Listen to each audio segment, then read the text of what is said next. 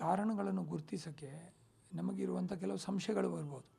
ಈ ಸಂಶಯಗಳು ಬರುವಕ್ಕೆ ಕಾರಣ ಏನು, ನಮ್ಮ ಶರೀರದಲ್ಲಿ ಯಾವುದೇ ರೀತಿಯಲ್ಲಿ ಒಂದು ಅಲ್ಸರ್ ಆಗಲಿ, ಒಂದು ಗಡ್ಡೆ ಆಗಲಿ, ಅಥವಾ ಬ್ಲೀಡಿಂಗ್ ಆಗೋದಾಗಲಿ, ಅಥವಾ ಯಾವುದೇ ಥರದ ಅನ್ಯೂಶುವಲ್ ಸಿಮ್ಟಮ್, ಅಂದರೆ ಅನ್ಯೂಶುವಲ್ ಸಿಮ್ಟಮ್ ಹೇಳಿದರೆ ನನಗೆ ಕಂಟಿನ್ಯೂಸ್ ಕೆಮ್ಮು ಬರ್ತಾ ಉಂಟು, ಅದರೊಳಗೆ ಸ್ವಲ್ಪ ರಕ್ತನೂ ಬರ್ತಾ ಉಂಟು.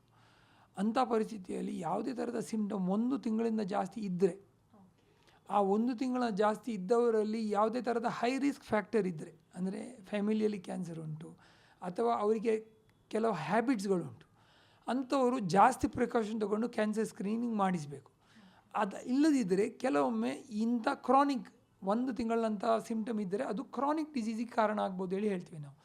ಅಂದರೆ ಆ ಕ್ರಾನಿಕ್ ಡಿಸೀಸ್ಗಳಲ್ಲಿ ಡಯಾಬಿಟೀಸ್, ಹೈಪರ್ ಟೆನ್ಷನ್, ಕ್ಯಾನ್ಸರ್ಗಳು ಒಂದು ರೀತಿಯಾಗಿ ಯಾರದೊಂದು ಬರ್ಬೋದು ಹೇಳಿ.